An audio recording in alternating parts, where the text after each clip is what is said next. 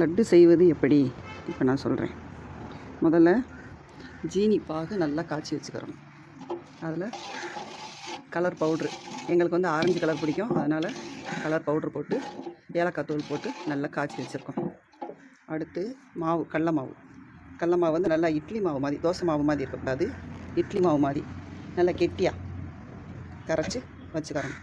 1 kilo மாவுக்கு 1 city சோடாப்பு போட்டு நல்லா கட்டி இல்லாமல் கரைச்சி வச்சுக்கிறோம். மாவு வச்சுட்டு எண்ணெய் இப்போ வந்து நல்லா காஞ்சிட்ருக்கு. நல்லா காயவும் போட்டு அது உடனே டப்புன்னு மேலே வரும் பந்து மாதிரி. அப்படி வந்தோடனே கரெக்டான பதம்னு சொல்லி உடனே நம்ம எடுத்து மாவு லட்டு போடணும். பூந்தி லட்டு ஜல்லி கரண்டி இப்படி வச்சுக்கிறணும். வச்சுட்டு மாவு ஒரு கரண்டி எடுத்து அப்படியே அதில் ஊற்றணும். ஊற்றி அப்படியே தேய்ச்சி விடணும். தோசை மாவு போல் பூந்தி ரவுண்டாக வரும்.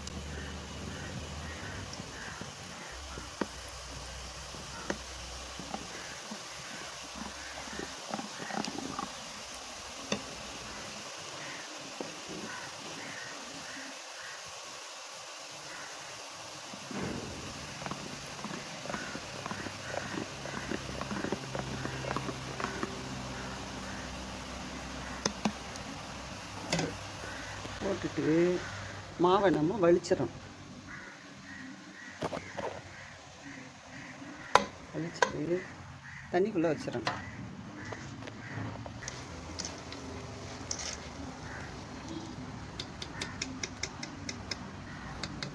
ஜீனி பாகில் போட்டுறோம்.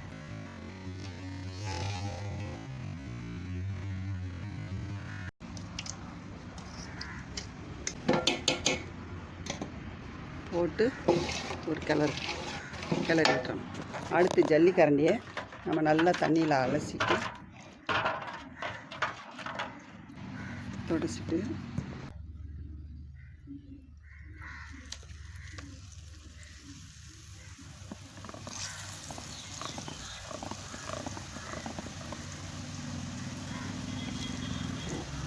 நம்ம தண்ணியில் அலசிட்டு ஊற்றினா தான் அந்த ரவுண்டு வரும். இல்லைன்னா குச்சி குச்சியாக நீட்டமாக வரும். கரண்டி அப்பப்போ தண்ணிக்குள்ளே வச்சிடணும். அதுக்குன்னு ஒரு கோப்பையில் தண்ணி ஊற்றி தனியாக வச்சுக்கிறணும். வச்சுட்டு இப்படி போடணும். பூந்தி எப்படி உருண்டையாக வருது பாருங்கள். பார்த்தீங்களா? முந்திரி திராட்சையும் வறுத்து கொட்டணும். முந்திரி திராட்சையை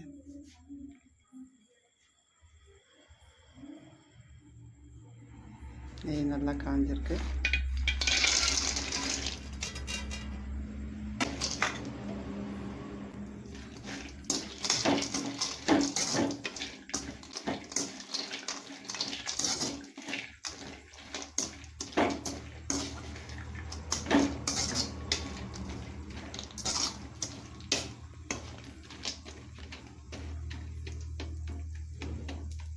ஒரு கிலோ கடல மாவு, 1 கிலோ ஜீனி, 1/4 கிலோ முந்திரி பருப்பு, 200 திராட்சை, 10 கிராம் ஏலக்காய், இத்தனையும் போட்டிருக்கேன். 200 கிராம் நெய். இதை பாருங்கள், நல்லா முந்திரி திராட்சையும்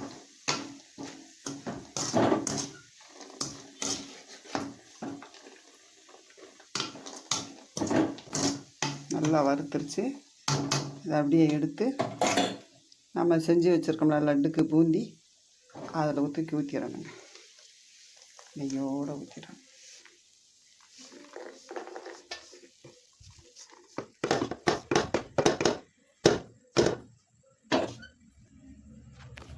பாருங்க, போட்டாச்சு. இதை அப்படியே நல்லா கிளறணும்.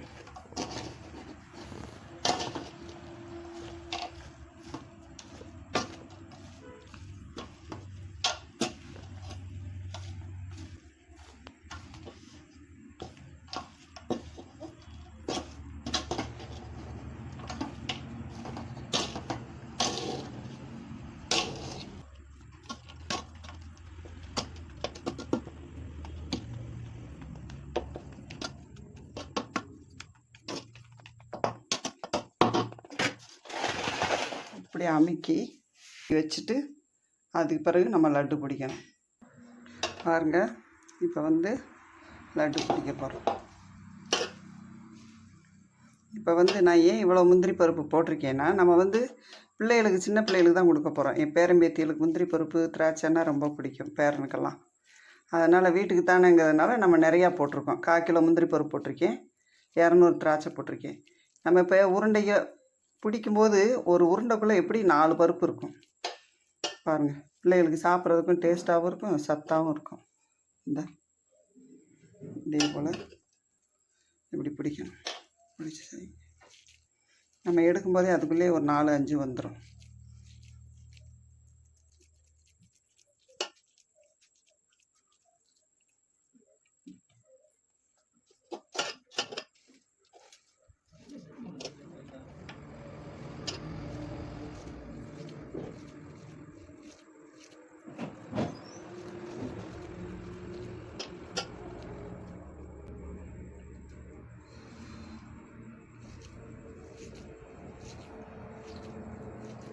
பாருங்க, 5 பருப்பு 6 பருப்பு கூட வரும் உள்ள ஒரு உருண்டைக்குள்ளே.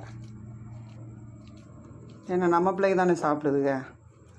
அதனால் நான் எப்போவுமே எந்த பலகாரம் செஞ்சாலும் சரி கடையில் வாங்க மாட்டேங்க. பேரம்பேத்திகளுக்கு செஞ்சு கொடுத்துருவேன். இந்த மாதிரி நம்ம எவ்வளோக்கு எவ்வளோ நெய் ஊற்றி கிளறோமோ அப்போ தான் உருண்டை வந்து பிடிக்கிறதுக்கு வரும். சூட்டோடையே பிடிச்சிடணும். கொஞ்சம் ஆறிடுச்சுனாலும் அந்த பூந்தி ஒன்றோட ஒன்று ஒட்டாது.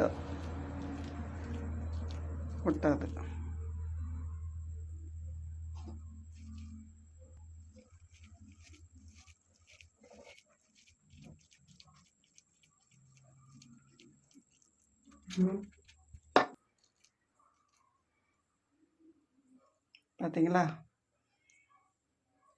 கொஞ்சம் நேரத்தில் எவ்வளோ உருண்டை பிடிச்சிட்டோம்னு சொல்லி. ஏன்னா சூடாக இருக்கும்போது பிடிக்கும்போது ஈஸியாக வரும், நல்லாயிருக்கும். இந்த மாதிரி நீங்களும் செய்யுங்க. பாருங்கள் லட்டு.